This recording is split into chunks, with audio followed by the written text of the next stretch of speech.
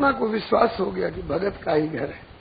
भगत भी अपने को भगत कह के मुंह पर ताव नहीं देते हैं, वो भी कहते हैं मौसम कौन कुटिल खल काम। ठीक है बेटी, चाहे जिस किसी भी तरह से आया हूं, जिनने प्रेरणा करके भेजा था उनके हृदय में भी हमारे प्रभु विराजमान हैं। मैं उनकी प्रेरणा को भी अंतर गर्भित प्रभु की ही प्रेरणा मानता हूं। आया हूं तो करूंगा तेरा आतिथ्य स्वीकार। इतने में अजामिल आया, मदिरा पी करके आया था, लड़खड़ाते कदमों से, मुख से दुर्गंध आ रही थी मदिरा की। वेश्या ने देखा वो आ रहे, उसने सोचा कहीं मदिरा के नशे में महात्मा से कुछ अनाप शनाप न बोलने लग जाए। आगे बढ़कर के संभाला, पकड़ा, बताया देखो जी, जीवन पाप में बीता है, न जाने कौन पुरातन पुण्य के प्रभाव से आज दरवाजे पर संत पधारे हैं, उनसे कुछ अनाप शनाप अनर्गल मत बोलना, चरण पकड़ करके रोने लग जाओ, अपने उद्धार की प्रार्थना करो, कल्याण हो जाएगा। नशेबाजों में एक विशेषता होती है, जो भी झक पकड़ लेते हैं उसी में हद करते हैं। रोने लगे तो रोने में हद, हंसने लगे तो हंसने में हद, गाली देने लगे तो गाली में हद, तोड़ फोड़ की दिशा पकड़ ली तो तोड़ फोड़ में हद। उसने रोने की और प्रार्थना करने की दिशा दे दी, झक पकड़ा दी। आकर के बाबा के चरणों में गिर पड़ा अजामिल, रोने लगा, चरण पकड़ करके, बाबा ब्राह्मण का बच्चा, किंतु कुसंग में पड़ करके मैं पतित हो गया हूं। बाबा देखो मेरे मुख से मदिरा की दुर्गंध आ रही है। सारी कहानी सुना गया। सुंदरी शुक्लोद्भवा सर्व सद्गुण संपन्ना सती साध्वी पत्नी और माता पिता को ठुकरा करके वेश्या के साथ रह, ये वेश्या है। न जाने मेरे कौन पुरातन पुण्य का प्रभाव किया, आप आकर के दर्शन दिए। बाबा मुझ पतित का उद्धार भी हो सकता है क्या? महात्मा ने देखकर समझ लिया है तो पतित, लेकिन जब कबूल कर लिया कि मैं पतित हूं तो अब इसका पतन बंद हो गया। तभी तक पतन होता है जब तक प्राणी कबूल नहीं करता है कि मैं पतित हूं। और जब कबूल कर ले कि हाँ मेरे द्वारा अब तक गलत आचरण हुआ है, तो दुखो दरकांश गरहेन, अपने इन आचरणों की निंदा करता हुआ यदि वह कबूल करता है कि हाँ मैं पतित हो गया हूँ, तो उस समय से उसका गिरना बंद, और आगे ऐसी गलती नहीं करूंगा का संकल्प कर ले तो एक सीढ़ी ऊपर उठ गया। किसी संत के चरण में बैठ के पूछ बैठे भगवान मेरा कल्याण कैसे होगा, तो संत बताएंगे कि प्रभु के चरण की शरणागति कर, और वो श्लोक लागू हो जाएगा यहाँ से, अपिछेत सुदुराचारो भजते माम अनन्य भाग साधुरेव समन्तव्य सम्यक व्यवस्थो ही सह। वो पहले का सुष्ठु प्रकारेण भी दुराचारी भी रहा हो तो भी अब उसने सम्यक व्यवस्थित बुद्धि कर ली, जहाँ लगनी चाहिए और जैसे लगनी चाहिए उसे लगा ली, इसलिए अब उसका पतन रुक जाएगा और वह उत्थान की ओर चलेगा।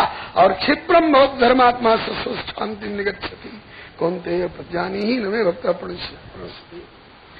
महात्मा समझ गए कि पतित है, लेकिन जब कबूल कर लिया कि पतित हूं तो अब इसका पतन बंद हो गया और अब इसका उत्थान होगा। बेटा हो सकता है, तेरा कल्याण हो सकता है। कैसे? बाबा बोले भजन किया कर। कहा कि बाबा इतना पतित हो गया हूं कि भजन हो नहीं सकता, भजन कर नहीं सकूंगा। महात्मा बोले कि बेटा आया हूं, तेरी रोटी खाया हूं, तेरा नमक खाया हूं, तो बदला देकर जाऊंगा, क्योंकि महत संगस्तु दुर्लभो अगम्यो के साथ साथ अमोघस्य। महत पुरुषों का समय सत्संग एक तो दुर्लभ है और दुर्लभ के साथ साथ अगम्य भी है, लेकिन तो भी अगर संपर्क में आ गए तो अमोघस्य। आज ये संत की अमोघस्य वाली विशेषता इनका कल्याण करेगी। कहते हो कि भजन नहीं कर सकूंगा, इतना पतित हो गया हूं कि भजन नहीं कर सकूंगा। बेटा ऐसी पुड़िया देकर जाऊंगा, ऐसी खुराक देकर जाऊंगा कि भजन करना नहीं चाहोगे तो भी भजन होने लगेगा, अपने आप होता रहेगा। दो बाबा ऐसी ही पुड़िया की, ऐसी ही खुराक की जरूरत है। पूछ बैठे महात्मा कितने बाल बच्चे हैं? बोले 9 तो बाहर खेल रहे हैं, एक अभी अपनी माँ के पेट में है। कहा इनके नाम क्या रख रखे हैं? कहा कि घसीटा, गुरु, कथवारू, मंगरू, ढोड़ाई, आजकल का फैशन का पप्पू, पिंकी, रिंकू, टिंकू, गलत गलत नाम। पप्पू का अर्थ जानते हैं? पप कहते हैं कुत्ता के बच्चे को। बेटे को बना दिया पप्पू, मैंने कुत्ते का बच्चा, और अपने बन गई कुतिया, अपने स्वामी को बना दिया कुत्ता। बिना अर्थ बिचारे गलत गलत लोग नाम रखते हैं। कहा कि करोड़ी मल, कूड़े मल, कचड़े मल। बहुत अच्छे अच्छे परिवारों में इस तरह के नाम देखने में आते। क्या इन सब नामों से काम नहीं चलेगा, नाम बदलो। जिसका नाम घसीटा है आज से उसका नाम रखो घनश्याम दास। किसी का नाम चिरकुट है तो उसका नाम रखो चतुर्भुज दास। और इनके संस्कार नाम बदलते बदलते बदलेंगे।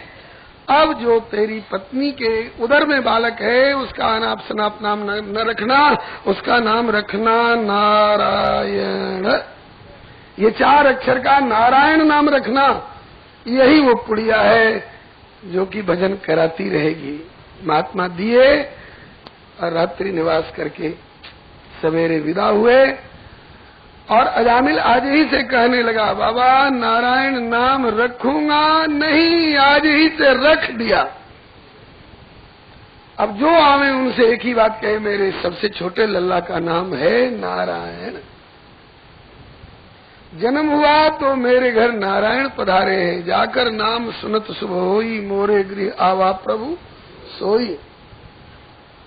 गोद में लेने लायक हो गया तो मेरे नारायण नारायण नारायण, मेरे नारायण नारायण। भजन हो रहा है। अगर पप्पू नाम होता है, अरे मेरे पप्पू, अरे मेरे चप्पू, तब भजन नहीं होता। अरे मेरे रिंकू, अरे मेरे टिंकू, तब भजन नहीं होता। तो गनीमत की भगवान का नाम, और वो भी महात्मा के श्रीमुख से मिला हुआ, प्रसादात्मक हो गया। महात्मा तो अपने हाथ से एक चुटकी राख उठा कर देते तो विभूति कहला करके कल्याण का कारण होता है। सुकृति संभुतन विमल विभूति, मंजुल मंगल मोद प्रसूति। और महात्मा नाम दे दे, नाम तो वैसे ही कल्याणकारक है प्रभु का, और उसमें भी संत के श्रीमुख से प्राप्त हुआ, फिर क्या कहना, और प्रसादात्मक होकर के प्राप्त हुआ।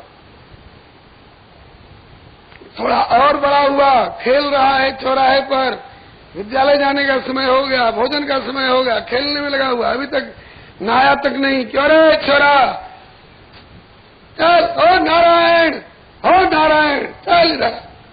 अब पुकारने के बहाने नारायण नारायण नाम उच्चारण हो रहा है, भजन बन रहा है, ऑटोमेटिक, स्वाभाविक।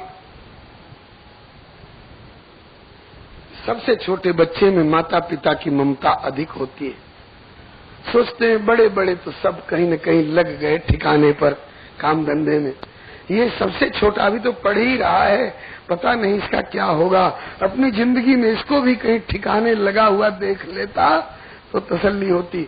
सबसे छोटे बेटे में ज्यादा चिंतन होता है, ममता उसमें ज्यादा हो गई थी। अंतिम समय आया और चूंकि जीवन भर वेश्यागमन, शराब, कबाब, चोरी, हिंसा, हत्या, शिकार इत्यादि किया था, इसलिए उसको लेने के लिए यमराज के भयंकर आकृति वाले दूत आए। उन दूतों को जो देखा, सपा सहस्तान स्त्रीन दृष्ट्वा पुरुषान भ्रष्टारुणान वक्रतुंड तुंडान रुद्रोमण आत्मानम नेतुमागतान।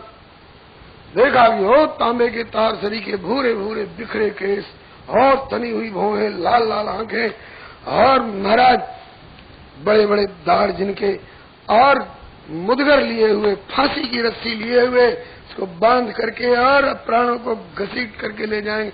तो उनको देखते ही भयभीत होकर के मदद के लिए पुकारा। किसको पुकारा? उसी सबसे छोटे बच्चे को पुकारा। वो थोड़ी दूर पर खेल रहा था। दूरे क्रीडन का सक्तम पुत्रम नारायण वयम प्लावितेन स्वरेणुच्चैराजुहावा कुलेन्द्रिय। अत्यंत व्याकुल विह्वल होकर के पुकारा, ओ नारायण, ओ नारायण, ओ नारायण। पुकार तो रहा था अपने बेटे को, लेकिन गनीमत थी कि बेटे का नाम रिंकू टिंकू नहीं था। गनीमत थी बेटे का नाम नारायण था, और वो भी संत प्रदत्त नाम। उस नाम के प्रभाव से यह आवाज जाकर टकराई भगवान के कानों में। भगवान के पार्षदों को संकेत मिला, भगवत पार्षद दौड़ आए, 4-4 भुजा वाले, शंख चक्र गदा पद्म वाले पार्षद दौड़ करके आए, 2 तरह के शब्द उच्चारण करते हुए, अजामिल के लिए अभय देते हुए, डरो मत, अब हम आ गए, तुम्हारा बाल बांका नहीं होने दे।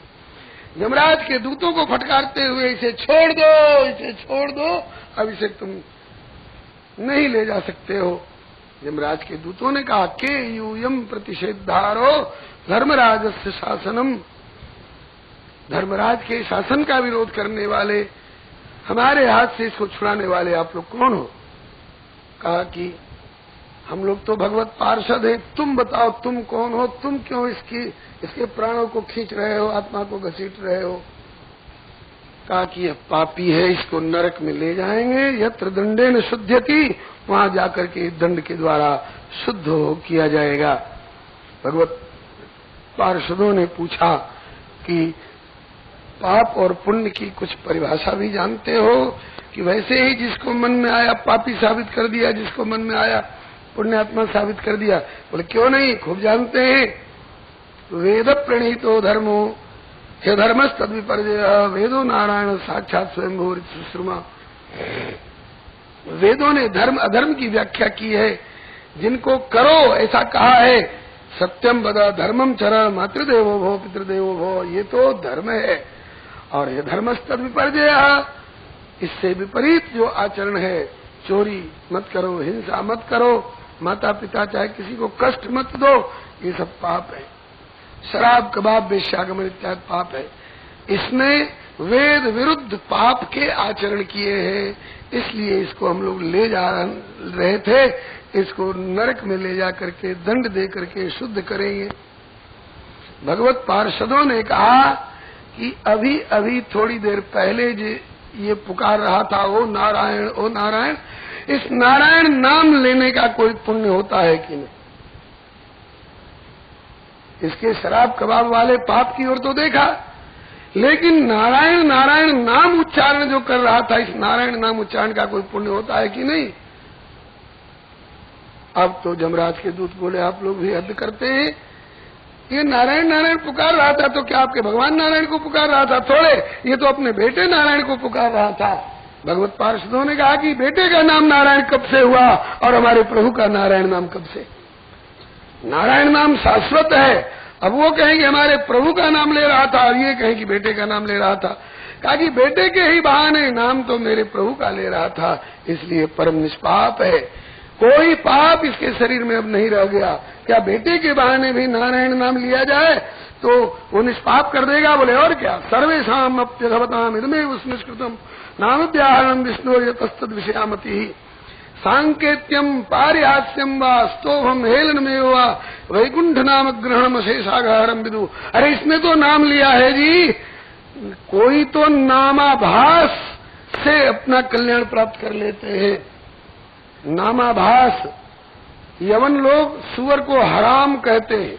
वर्णन आया है कि एक यवन बूढ़ा बाहर गया था निबटने के लिए, ज्यों बैठा खेत में, तब तक एक सुअर ने पीछे से धक्का मारा, वो गिरा, चीखा चिल्लाया। लोगों ने पूछा क्या हुआ, तो कहना चाहता था कि हराम ने मारा तो कह नहीं पाया, केवल हराम कहते कहते उसका प्राणांत हो गया।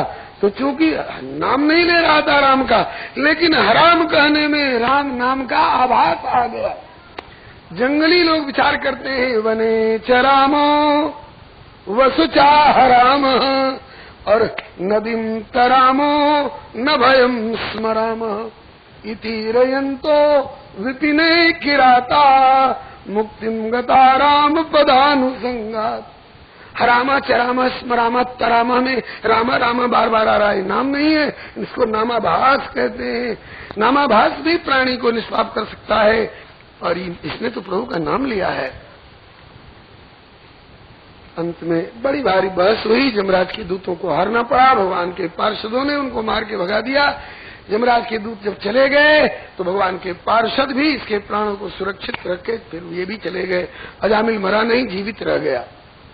उसने दोनों का परिणाम देखा, जीवन भर के अपने शराब कबाब वेश्यागमन इत्यादि पापों का भी परिणाम देखा। यमराज के दूत आए नरक में ले जाने के लिए, और संत प्रदत्त भगवान नाम के उच्चारण का भी परिणाम देखा कि नरकों से बच गए, जमदूतों से बच गए। उसको अनुभव हो गया और निर्णय ले लिया, ओहो जिस प्रभु के नाम ने बेटे के बहाने उच्चरित होकर के भी ये चमत्कार दिखाया कि मुझे नरकों से जमदूतों से बचा लिया, ऐसे प्रभु के नाम को हम प्रेम से भजन करेंगे तो मेरे कल्याण में क्या संदेह होगा। गंगा किनारे जाकर भजन करने लगा, श्रीमन नारायण नारायण नारायण,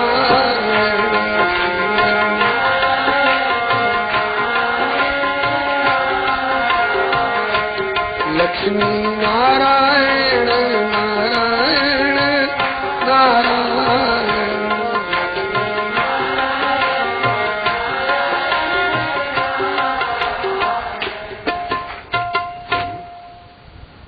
और भगवान नाम भजन कीर्तन करते करते प्रेम का उद्रेक हुआ। भगवान के पार्षद विमान लेकर आए, विमान पर बिठा करके चतुर्भुज स्वरूप दे करके भगवत धाम को ले गए। अब आप भगवत पार्षद हैं। ब्रह्मा जी ने देखा, देवताओं ने देखा, क्योंकि ऊपर के लोगों को होता हुआ ही भगवत धाम जा रहा है, सबने इनकी आरती उतारी। भगवान नाम का ये प्रभाव। उधर यमराज के दूत जब यमराज के यहाँ पहुंचे, पूछने लग गए, कति संति ये शास्तारो जीवलोकस्य वै प्रभो त्रैविध्यम कुरुता कर्म फलाभिव्यक्ति हेतुवा। तमोगुणी रजोगुणी सप्तगुणी कर्म करने वाले जीव, इनको उनके कर्म का फल देने वाले कितने शासक हैं दुनिया में? बोले बात क्या है? बोले बात यह है कि आपकी आज्ञा अनुसार हम लोग गए थे अजामिल जैसे पापी को ले आने के लिए। उसने बेटे के बहाने नारायण नाम उच्चारण कर लिया 2-4 बार। सो नारायण के पार्षदों ने आकर के हमारे पास को तोड़ डाला, छिन्न भिन्न कर दिया और उसको हमारे बंधन से छुड़ा लिया। हम कहते थे कि बेटे के बहाने नारायण बेटा का नाम ले रहा है, वो कहते थे कि हमारे प्रभु का नाम लिया। तो वहां से तो बेचारे मार खा के आए ही थे पिट के। यहाँ भी यमराज जी ने डांटा, रे मूर्खो, जब वो नारायण नारायण नाम उच्चारण कर रहा था तो तुम लोग गए क्यों?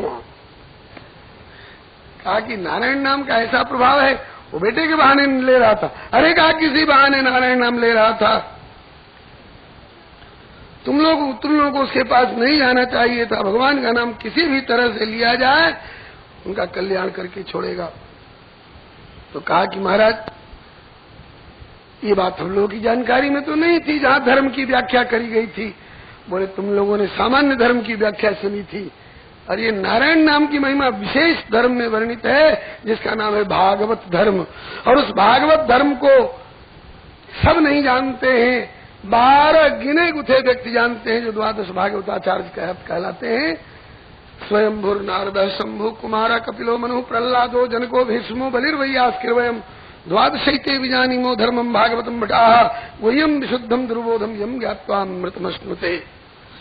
विधि नारद शंकर सनकादिक कपिल देव मनभूप नरहरिदास प्रहलाद जी जनक भीषम बलि शुक मुनि धर्म स्वरूप, ये अंतरंग अनुचर हरिजीव के जो इनको जस गावे, आदि अंतलो मंगल तिनके श्रोता वक्ता पावे, अजामिल प्रसंग निर्णय, ये परम धर्म के जान, इनकी कृपा और पुण्य समझे द्वादश भक्त प्रधान। तब जमदूतों ने कहा कि अगर नारायण नाम की ऐसी महिमा है, राम नाम की, कृष्ण नाम की, गोविंद नाम की ऐसी महिमा है, तो अब आप अपने नरक में ताला बंद करो।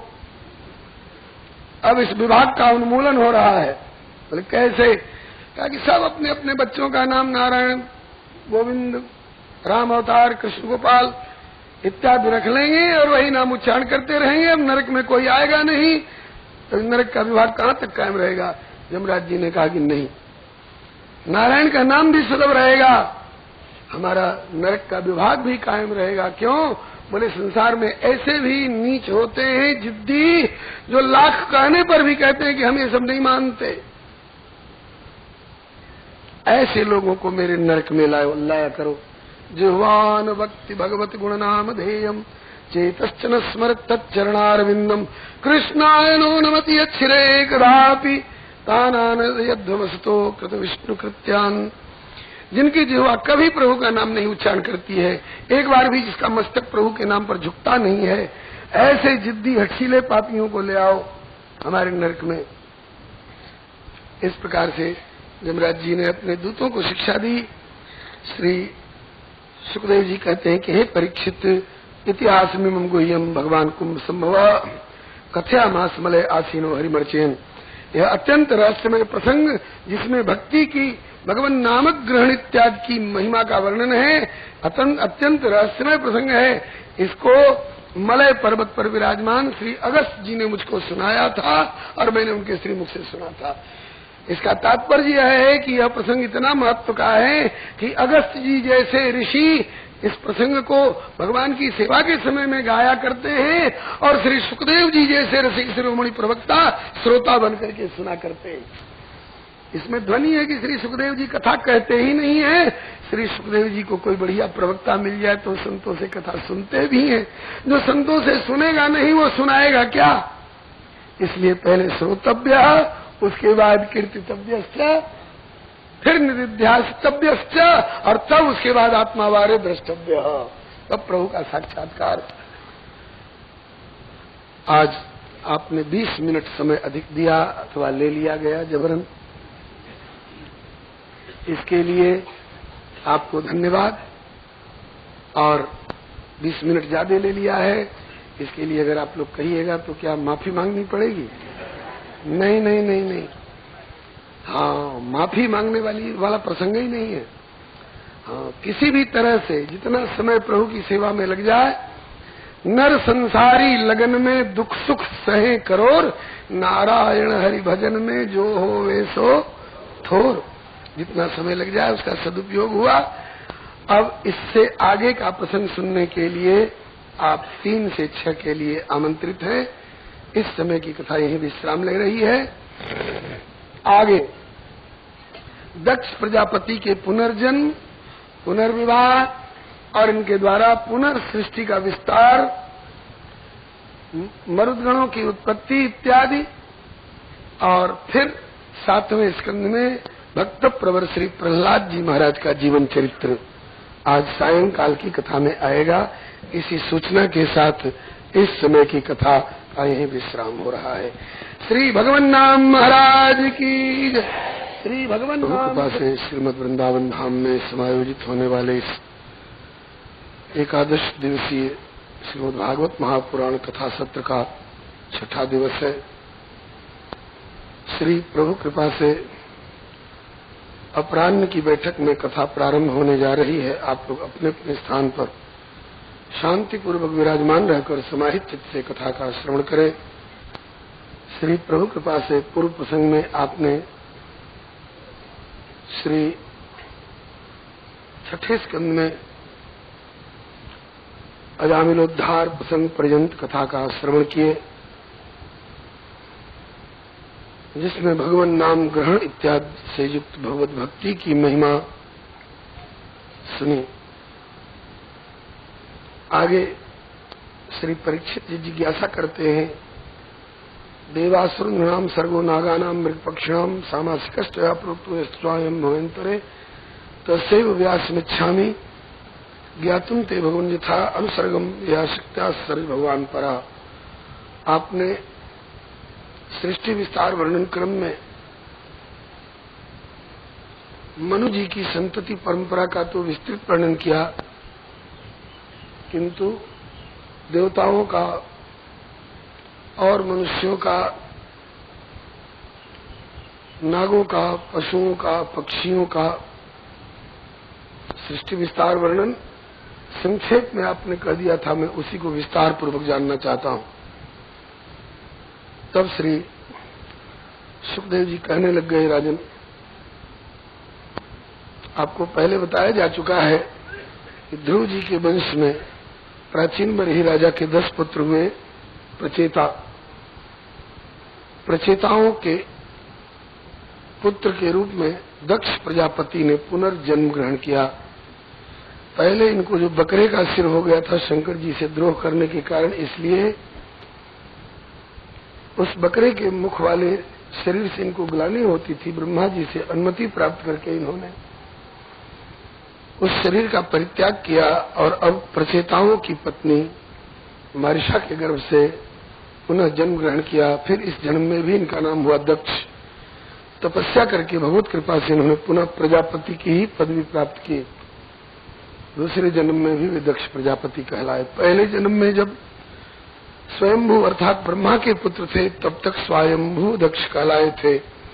अब प्रचेताओं के पुत्र हो जाने के कारण प्राचेतस दक्ष कहलाने लग गए।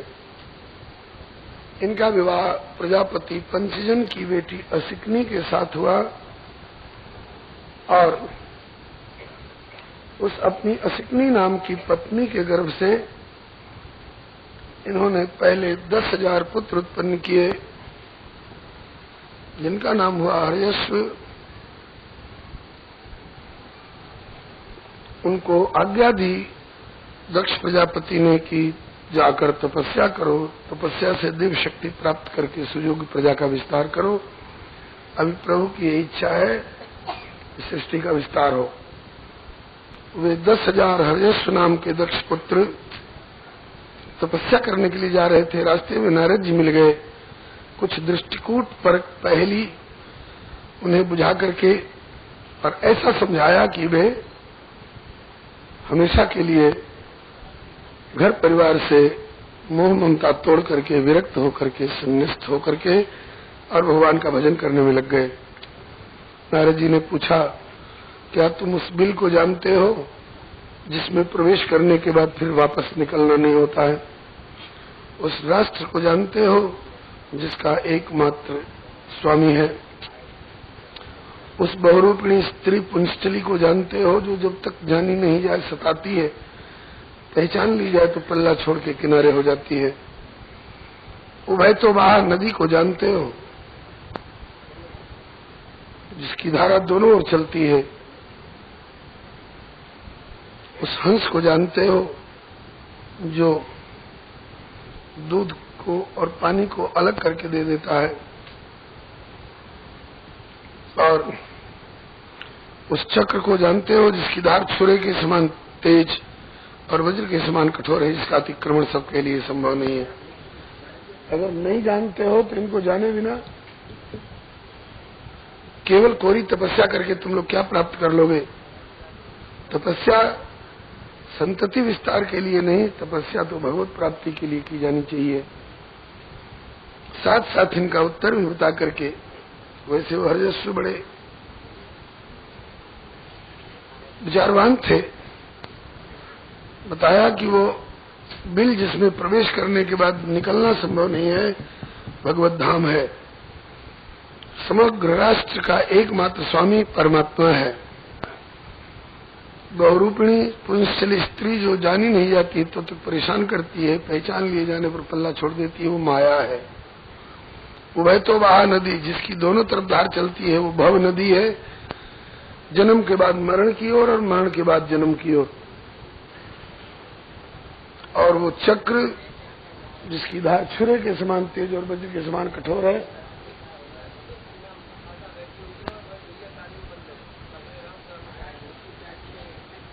माता कथा में आके बैठी हैं जिनकी गैया ताले में बंद है, वो बेचारे गोविंद हरे मुरारे नाथ नारायण वासुदेव।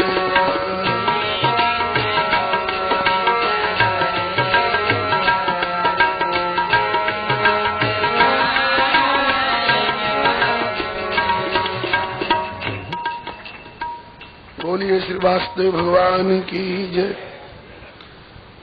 वे 10,000 दक्ष पुत्र हर्यश्व विरक्त हो गए, घर लौटे ही नहीं। द्वितीय प्रयास में श्री दक्ष प्रजापति ने पुनः 1,000 पुत्र उत्पन्न किए जिनका नाम हुआ सबलाश्व। उनको भी उसी तरह की आज्ञा दी। वे भी जा रहे थे तप करने के लिए। नारद जी उनको ही रास्ते में मिल गए। वही दृष्टिकोण पर पहली बुझा करके ज्ञानोपदेश करके उनको भी विरक्त बना दिया। इस प्रकार से दक्ष प्रजापति के 11,000 पुत्र विरक्त बाबा जी बन गए। दक्ष को मालूम हुआ तो बड़े दुखी हुए और उन्होंने नारद जी को शाप दिया। वेश बना रखा है साधु का और काम करता है असाधु का। अभी हमारे पुत्रों का देव ऋण, ऋषि ऋण, पितृ ऋण कोई भी ऋण उतरा नहीं था और कोमल हृदय बच्चों को बैराग का पाठ पढ़ा करके उसने सन्यासी बना के हमसे छीन लिया। लगता है मेरे बच्चों के मार्ग में बैठा रहता है नारद। मैं शाप देता हूं कि एक जगह ज्यादा देर तक जम के बैठ नहीं सकेगा, उसका मत्था फट जाएगा ज्यादा देर तक बैठेगा। नारद जी ने कहा कि तो और अच्छा हुआ, जितना घूमेंगे उतने लोगों का कल्याण करेंगे। और साधु को एक जगह जम के बैठे रहने से अच्छा है ब्रह्मन संपूज्यते योगी, ब्रह्मन संपूज्यते द्विजा, बहता पानी निर्मला, बंधा गंदा होए, साधु जन रमते भले दाग न लागे कोई। इसके बाद दक्ष प्रजापति ने 60 कन्याएं उत्पन्न की। भ्रम में मत रहिएगा कि दक्ष को 16 कन्याएं थी कि 16 कन्याएं थी। इसी दक्ष को पूर्व जन्म में 16 कन्याएं थी और इस जन्म में अब 60 कन्याएं। प्रथम 10 कन्याएं धर्म को ब्याही। पिछले जन्म में भी 16 कन्याओं में से 13 कन्याएं धर्म से ब्याही थी। इस जन्म में भी 60 कन्याओं में से 10 कन्याएं धर्म को ब्याही। पिछले जन्म की धर्म की 13 पत्नियों का नाम आप सुन चुके हैं और अब इस जन्म की जो 10 पत्नियां धर्म की हुई, इनकी 10 बेटियां, उनके नाम है भानु, लंबा, ककुब, जामी, विश्वा, साध्या, मरुत्तति, वसु, मुहूर्ता, संकल्पा। भानु के पुत्र देव ऋषभ, उनके इंद्रसेन। लंबा के पुत्र विद्योत, उनके मेघगण। ककुब के संकट, उनके कीकट। कीकट के पुत्र हुए दुर्गों के अभिमानी देवता। जामी के स्वर्ग, उनके नंदी। विश्वास से विश्वदेव नाम के देवता लोग हुए और साध्या से साध्यगण हुए। मरुत्पति से मरुत्वान और जयंत। वसु के 8 पुत्र हुए, द्रोण, प्राण, ध्रुव, अर्क, अग्नि, दोष, वसु और विभावसु। इनमें द्रोण नाम के जो वसु हैं, इनकी पत्नी का नाम है धरा। इन दोनों ने तप करके भगवान की बाल लीला का सुख प्राप्त करने का वरदान प्राप्त किया था। यही अगले जन्म में नंद बाबा और यशोदा के रूप में प्रकट हुए। ये चर्चा 10वें स्कंद पूर्वार्ध में है। द्रोणो वसु नाम प्रवरो धरया सभार्या करिष्यमाण आदेशान ब्रह्मणस्तु वाच। ये 10वें स्कंद में संकेत है। दक्ष प्रजापति की 60 में से 27 कन्याएं चंद्रमा से ब्याही गई। चंद्रमा का एकांगी प्रेम एक पत्नी रोहिणी के साथ हो गया और 26 पत्नियों ने अपने पिता दक्ष से जाकर शिकायत की कि हमें बेकार उनके गले मढ़ दिए। उनका तो एकांगी प्रेम केवल रोहिणी के प्रति है। दक्ष ने रुष्ट होकर शाप दे दिया कि चंद्रमा को यक्षमा का रोग ग्रस लेगा। चंद्रमा को यक्षमा का रोग हो गया, जिसको आजकल टीबी बोलते हैं। चंद्रमा की कला क्षीण होने लग गई। अंत में इन्होंने अत्यंत क्षीणतम जब कला रह गई तो इन्होंने शंकर भगवान का आश्रय किया। शंकर भगवान ने इनको मस्तक पर धारण कर लिया। तभी से द्वितीया के चंद्रमा को सब लोग वंदना करने लग गए। हिंदू हो चाहे मुसलमान, दूज के चंद्रमा का आदर करते हैं। मुसलमानों का जो भी भाव हो, अपने हिंदू भाइयों का भाव तो यही है कि द्वितीया के चंद्रमा भगवान शंकर के ललाट पर विराजते हैं। आज हम चंद्रमा का दर्शन करेंगे तो उनकी पृष्ठभूमि में चंद्रशेखर भगवान भोलेनाथ के दर्शन का भाव बनेगा। श्री दक्ष प्रजापति ने अपनी 60 कन्याओं में से 4 कन्याएं तारक्षी नामधारी कश्यप जी को दी, जिनके नाम है कद्रु, विनता, पतंगी और यामिनी। पतंगी से पक्षियों का, यामिनी से शलभों का जन्म हुआ। विनता के 2 पुत्र हुए, अरुण और गरुड़। और गरुड़ जी तो विरक्त रूप में अब भी प्रभु की सेवा में वाहन के रूप में सेवा करते हैं। और अरुण जी के दो पुत्र हुए, संपाति और जटायु। संपाति जी और जटायु जी गरुड़ जी के भैया के बेटे हैं, भतीजे हैं। संपाति जी जटायु जी गरुड़, इनके गरुड़ जी चाचा लगते हैं। बोलिए चाचा भतीजा की जय। ये दोनों चाचा भतीजा भगवान की सेवा में लगाकर अपने जीवन को धन्य बना लिए। कथा आपको मालूम है। इनके अतिरिक्त कद्रु से अनेकों नाग उत्पन्न हुए, जिनमें सबसे बड़े श्री शेष जी हैं। ये तो भगवान की सेवा में इनके अभिन्न स्वरूप रहते हैं शेषैया के रूप में। और उनसे जो छोटे नाग लोग थे, उनमें शेष जी से छोटे वासुकी जी नागों के राजा कहलाए। अभी भी पाताल में ये बड़े साहसी, भोगी और काम रूप होते हैं, जैसा चाहे रूप धर लेते हैं। इन चार के अतिरिक्त कश्यप जी की और भी 13 पत्नियां हैं, जिनके नाम है अदिति, दिति, दनु, काष्ठा, अरिष्टा, सुरसा, इला, मुनि, क्रोधवशा, ताम्रा, सुरभि, शर्मा और तिमी। तिमी के पुत्र हुए जलचर जंतु। शर्मा से बाघ इत्यादि हिंसक जीव हुए। सुरभि के गाय, भैंस इत्यादि 2 खुर वाले पशु हुए। ताम्रा से बाज, गीध इत्यादि शिकारी पक्षी। मुनि से अप्सराएं। क्रोधवशा से सांप, बिच्छू इत्यादि विषैले जंतु। इला देवी से वृक्ष, लताएं इत्यादि। और सुरसा से यातुधान। अरिष्टा से गंधर्व। काष्ठा से घोड़े, गधे, खच्चर इत्यादि 1 खुर वाले पशु। दनु नाम की पत्नी से कश्यप जी के 61 पुत्र हुए। ये दानव कहलाए। दनु के पुत्र होने के कारण दानव कहलाए।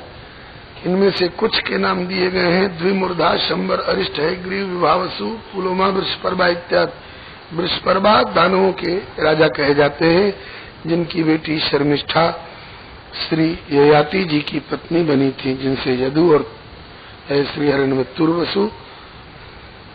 यदु और तुर्वसु तो देवयानी से हुए थे, और द्रुयु, अनु और पुरु ये शर्मिष्ठा से हुए।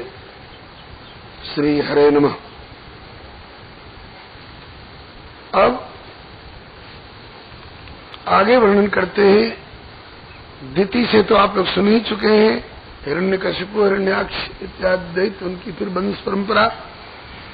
अदिति के 12 पुत्र हुए। विवस्वान, अर्जमा, पूषा, त्वष्टा, सविता, भग, धाता, विधाता, वरुण, मित्र, इंद्र और त्रिविक्रम अर्थात वामन भगवान। ये 12 आदित्य कहलाए। सूर्य नारायण 12 भैया हैं। अब आगे के अध्याय में वर्णन करते हैं। एक बार देवराज इंद्र ने सभासदों के बहकावे में आकर के अपने गुरु बृहस्पति का अपमान कर दिया था। सभासदों ने बहकाया, देवता लोग आदरणीय हैं, पृथ्वी पर के मानवों के लिए देवता आदरणीय है, और आप देवता ही नहीं, आप तो देवराज हैं। ये बृहस्पति के आने पर आप उठ के खड़े क्यों हो जाते हैं, हाथ क्यों जोड़ते हैं, सिर क्यों झुकाते हैं? इससे आपके इस ऊंचे पद वाली गद्दी कुर्सी की तौहीनी होती है। इंद्र समझदारी से काम लेते तो कहते कि मैंने उन्हें आचार्य रूप में वर्ण कर रखा है, इसलिए आचार्य का, गुरु का वंदन करना अपना कर्तव्य होता है। सो नहीं करके ये सभासदों के बहकावे में आ गए कि यदि मेरे उठ के खड़े होने से, हाथ जोड़ने से और सिर झुकाने से इस कुर्सी की तौहीनी होती है, तो आज से हम नहीं उठेंगे, न हाथ जोड़ेंगे, न सिर झुकाएंगे। देवगुरु बृहस्पति पधारे तो इंद्र न उठ के खड़े हुए, न हाथ जोड़े, न सिर झुकाए। समझ गए देवगुरु बृहस्पति की इसे अपने इंद्र पद का मद हो गया। तो संत समाज में कई मनोवृत्ति के संत होते हैं। कबीर जी कहते हैं, कोई लठधारी, कोई मठधारी, कोई जटधारी, कोई तपधारी। कहत कबीर सुनो भाई साधो, खोपड़ी खोपड़ी मत न्यारी। कोई ऐसे भी होते हैं कि सममान निरादर आदर ही सब संत सुखी विचरंत में। कोई करे स्तुति, कोई करे निंदा, कहे कबीर हम तिंदक तिंदा, कोई फर्क नहीं। और कोई ऐसे मनस्वी भी होते हैं कि आवत ही हर्षे नहीं, नैनन नहीं सने, तुलसी तहां न जाइए चाहे कंचन बरसे में। मान सहित विष खाए के शंभु भय जगदीश, बिना मान अमृत पिए राहु कटायो शीश। सम्मान पूर्वक विष भी दोगे तो हम लेने को तैयार हैं, और अपमान पूर्वक अमृत भी दोगे तो तेरे अमृत पर ठोकर। बृहस्पति जी उल्टे पांव लौट गए, देवता लोग श्रीहीन हो गए। क्यों? कृष्ण रुष्ट होले गुरु राखी बारे पारे, किंतु गुरु रुष्ट होले कृष्ण राखी बारे नारे। राखे गुरु यदि कोप विधाता, किंतु गुरु विरोध नहीं को जगत्राता। दैत्यों को पता चला, खदेड़ खदेड़ कर असुरों को, इन देवताओं को मारना प्रारंभ किया। देवता लोग घबरा करके ब्रह्मा जी की शरण में गए। ब्रह्मा जी ने डांटा, और बढ़ाओ अपनी कुर्सी की शान शौकत। अरे भूल हो गई, भूल हो गई तो जाओ गुरु जी को संतुष्ट करो, क्षमा याचना करो, और जब तक गुरु जी आवे तब तक के लिए त्वष्टा के पुत्र विश्वरूप को आचार्य रूप में वर्ण करके अपना कर्म कांड कराओ। त्वष्टा के पुत्र विश्वरूप को जब देवताओं ने आग्रह किया कि हमारा पौरोहित्य संभाल दें, वो साफ इनकार कर गए। उपरोहित्य कर्म अति मंदा, वेद पुराण स्मृत कर निंदा। फिर देवताओं ने गिड़गिड़ा कर प्रार्थना की, आप में योग्यता है, दान दक्षिणा के लोभ से भले न करिए, लेकिन हम लोगों को सहारा हो जाएगा। जब तक गुरुजी नहीं आते हैं तब तक तो संभाल दीजिए। बोले ऐसी बात है तो संभाल दूंगा। विश्वरूप ने स्वीकार कर लिया आचार्यत्व, और उनके पास एक नारायण कवच नाम की विद्या थी, जो बड़ी प्रभावशालिनी विद्या है। जिसके पास यह नारायण कवच नाम की विद्या रहती है, जो इनका आदर करते हैं, उनकी हड्डी तक में भी प्रभाव रहता है। इस पर एक घटना बताई गई है। कौशिक नाम के एक ब्राह्मण, जो इस नारायण कवच विद्या को जानने वाले, उन्होंने अपनी इच्छा से योग धारणा के द्वारा अपना शरीर त्यागा था। उनकी हड्डी रह गई थी, तो उस अस्थि के ऊपर से चित्ररथ नाम के गंधर्वराज का विमान जा रहा था। सो उस अस्थि का अतिक्रमण करते हुए जाने के कारण विमान की गति अवरुद्ध हो गई, विमान नीचे आ पड़ा। आश्चर्य हुआ चित्ररथ को कि अरे मेरे रथ की गति कैसे अवरुद्ध हो गई।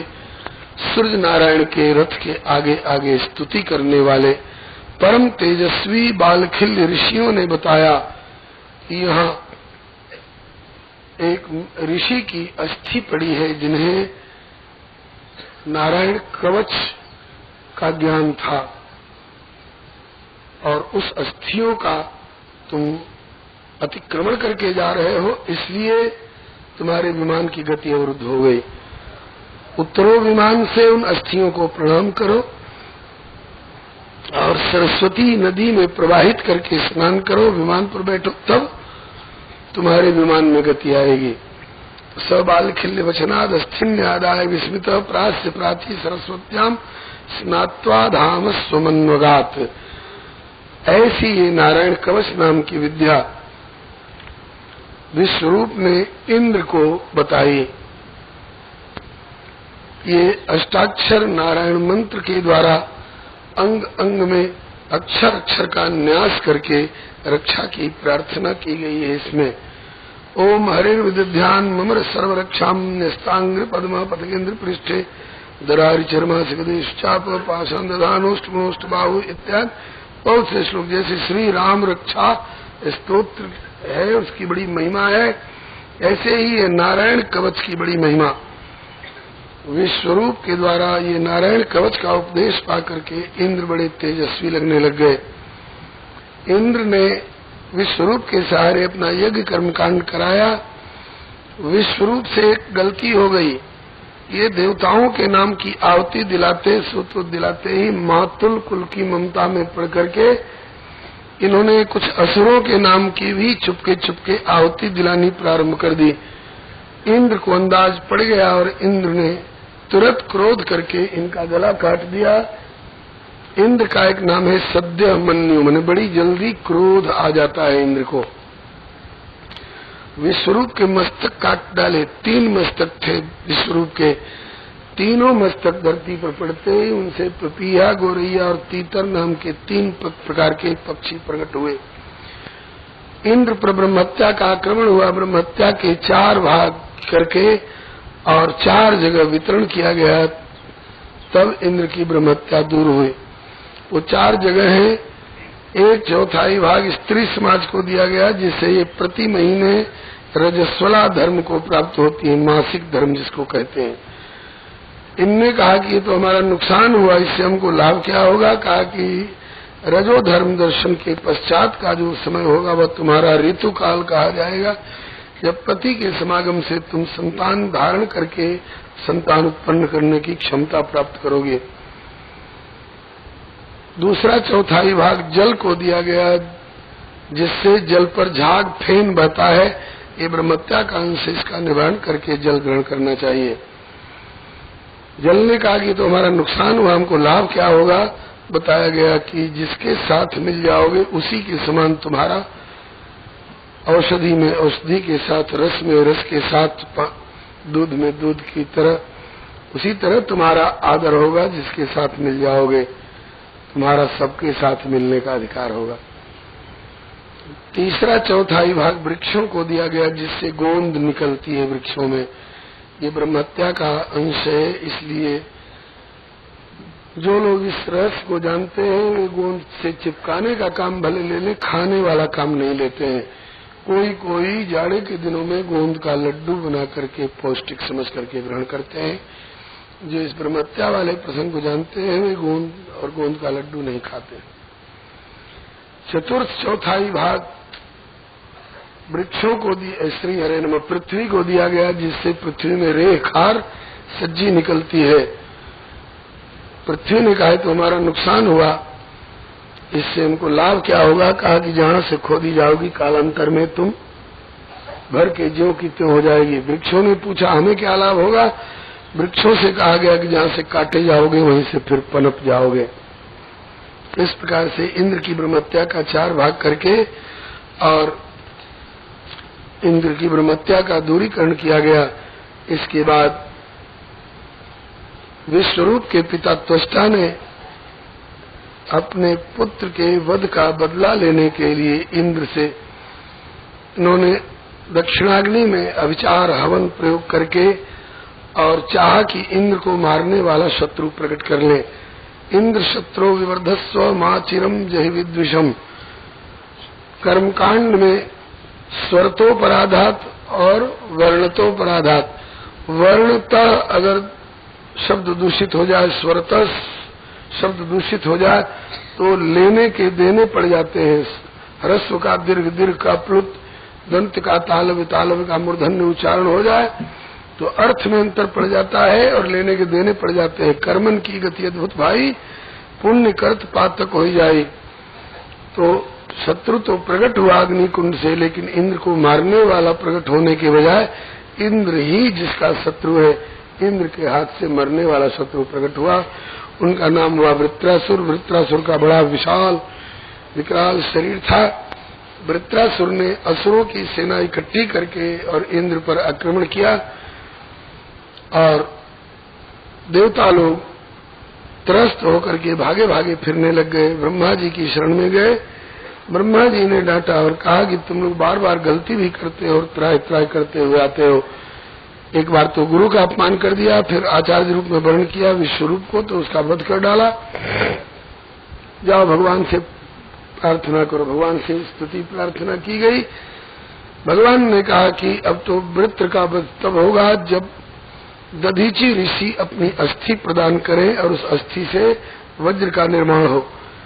देवताओं ने दधीची ऋषि से अस्थि की याचना की। दधीची ऋषि ने कहा कि देवताओं तुम बड़े स्वार्थी हो, किसी जीवित व्यक्ति से कहते हो अपनी हड्डी दे दो, और परोपकार का पाठ पढ़ा रहे हो।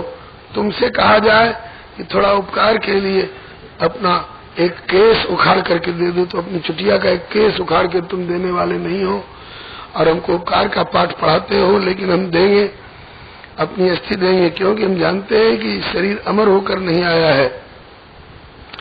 आज इस नश्वर शरीर से किसी का भला हो जाए तो परहित लाग तजय जो दे ही संतत संत प्रशंसते ही। दधीची ऋषि ने अपनी अस्थि प्रदान की, जिससे वज्र का निर्माण हुआ। उस वज्र को लेकर के इंद्र की बड़ी शोभा हुई, बड़ा तेज आया इनमें। सुना जाता है कि उसी समय उसी अस्थि से ही भगवान शिव का पिनाक एवं भगवान नारायण का शारंग धनुष भी प्रकट हुआ है, तैयार हुआ है।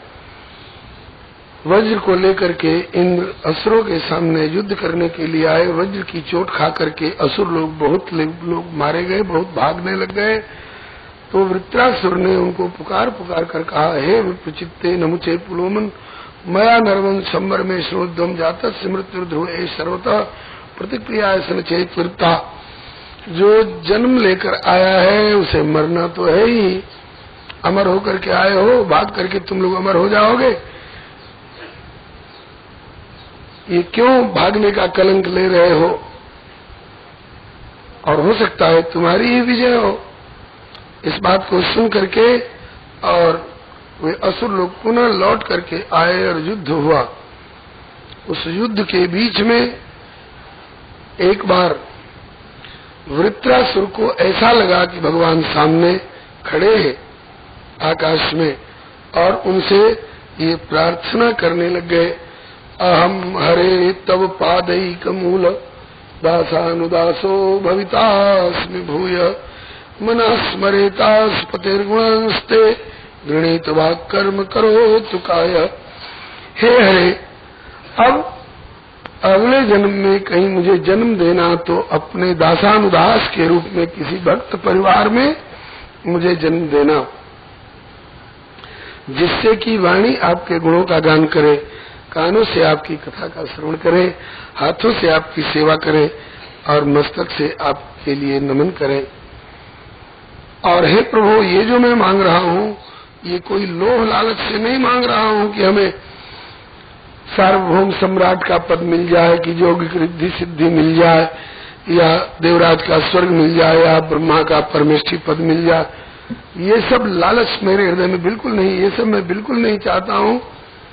ननाक पृष्ठम न च पारमेष्ठ्यम न सार्वभौमम न रसाधिपत्यम न योग सिद्धेर पुनर्भौम वासवंज सत्वादिरह्य कांक्षे।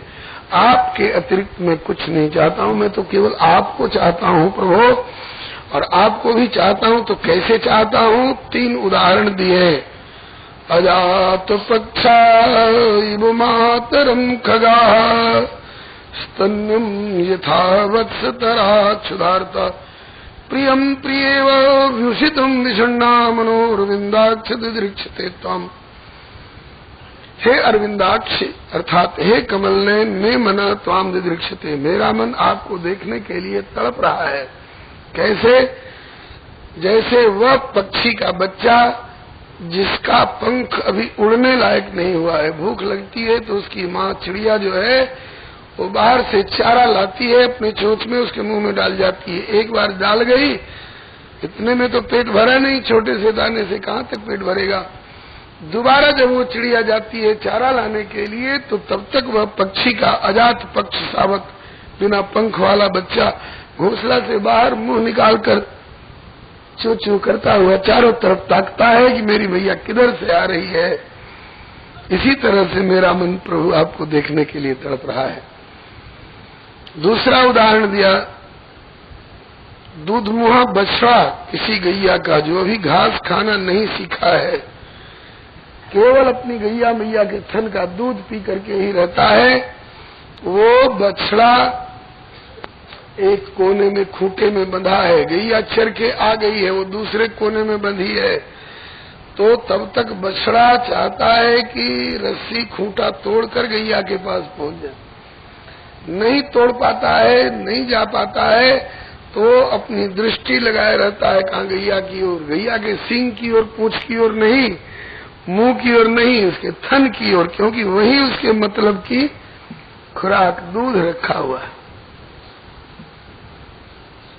इसी तरह से प्रभु मेरा मन आपको देखने के लिए तड़प रहा है। इन दो उदाहरणों में संत जन दोष बताते हैं। क्या? बिना पांख वाला बच्चा और दूध मुहा बछड़ा, ये तभी तक अपनी मैया को मैया समझता है और उसके लिए तड़पता है जब तक ये भागने दौड़ने लायक नहीं हो गया। उसके बाद वो पहचानेगा भी नहीं कि यही मेरी मैया है। तीसरा उदाहरण जो दिया है बड़ा प्यारा उदाहरण है। प्रियम प्रियव व्युषितम विषण्णा मनोरविंदाक्षते त्वाम।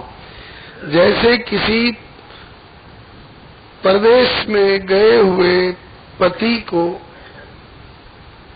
जो ये कह के गए थे कि परसों आ जाऊंगा, और उनको 7 दिन हो गए, 10 दिन हो गए, तो उसकी प्रियतमा पति प्राणा पतिपरायणा पतिव्रता पत्नी जैसे उनमें मन प्राण लगाए हुए 3 दिन की कह के गए थे, 7 दिन हो गए, क्यों नहीं आए, क्या हो गया? अरे वे नहीं आए तो कम से कम उनकी चिट्ठी तो आती। मार्ग में पलक पावड़े डालकर प्रतीक्षा करती रहती है, सोती भी है तो चौकन्नी होकर के। कहीं कुत्ते बिल्ली के दौड़ने से गिरे पड़े सूखे पत्ते खड़खड़ाते हैं तो चौंक के उठती है, वे आ तो नहीं गए। पतति पतत्रे विचलित पत्रे शंकित भवदुपयानम रचयति शयनम सचकित नयनम पश्यति तव पंथानम। हे प्रभु, इसी तरह से मेरा मन आपको देखने के लिए तड़प रहा है। गोस्वामी जी ने 2 और उदाहरण दिए हैं। कामी नारी प्यारी जिमी लोभे प्रिय जिमिदाम तिम रघुनाथ निरंतर प्रिय लागहु मोहि राम। ये 2-4 श्लोक यद्यपि एक असुर के मुख से निकले हुए हैं, लेकिन इतने भावपूर्ण हैं कि इंद्र तो सुनते ही न्योछावर हो गए, अपना बैर भाव भूल करके, और इंद्र उस वृत्रासुर की बड़ाई करने लग गए। अहो दानव सिद्धोसी यस्यते मतिरिदृशी भक्त सर्वात्मनात्मानं सुहृदं जगदीश्वरं भवान तारसिन मायां वै वैष्णवीं जनमोहिनीं यद विहायासुरं भावं महापुरुषतां गतः। हे दानवराज, तुम तो कोई सिद्ध पुरुष मालूम होते हो। कैसे? कहा कि पूजा घर में, सत्संग भवन में, मेडिटेशन हॉल में तो सब लोग भगवान में ध्यान लगाने की कोशिश करते हैं, लेकिन युद्ध के मैदान में जहाँ जान का खतरा है वहाँ इस तरह से भगवान से तुम बात कर रहे हो, इतनी दृढ़ता पूर्वक तुम्हारी मति प्रभु में लगी हुई है। इसी से लगता है कि तुम तो कोई महापुरुष हो, सिद्ध पुरुष हो, और दुनिया के प्रापंचिक द्वंद्व से बहुत ऊपर उठे हुए हो। अपने ऊपर ग्लानि हुई इंद्र को कि हम देवराज कहलाते हैं, जो सत्वगुण प्रधान कहलाते हैं देव और देवराज, लेकिन हमें इतनी दृढ़ता पूर्वक भगवान को याद करने की भावना नहीं हो पाई। और तुम आसुरी शरीर में आकर के भी युद्ध के मैदान में भगवान की इतनी दृढ़ता पूर्वक याद कर रहे हो। अर्जुन को भगवान स्वयं आदेश कर रहे हैं, उपदेश कर रहे हैं, तस्मात् सर्वेषु कालेषु माम अनुस्मर युद्धे छ। इतना पर भी भगवान जाने अर्जुन कितना युद्ध कर पाए और कितना स्मरण कर पाए। लेकिन इस असुर को कौन उपदेश दे रहा है? जो युद्ध के मैदान में भगवान की याद कर रहे हैं। ऐसे ऐसे असुरों के इन भावों के ऊपर गोस्वामी जी ने उछावर है। कहते रघुपति चरण उपासक जेते सुर खग मृग सुर नर असुर समेते। इन असुरों की भी बंदों पद सरोज सब कह। देखिए कुंभकर्ण राक्षस कहलाता है, लेकिन जब लड़ने के लिए गया, जब युद्ध स्थल की ओर गया, रावण ने कहा सेना ले लो, तो कुंभकर्ण बोला कि लड़ने जाता तो सेना लेकर जाता, तो लड़ने नहीं जा रहे हो तो कहाँ जा रहे हो? बोला कि अब भरी अंक भेंट मोहि भाई लोचन सुफल करो मैं जाई।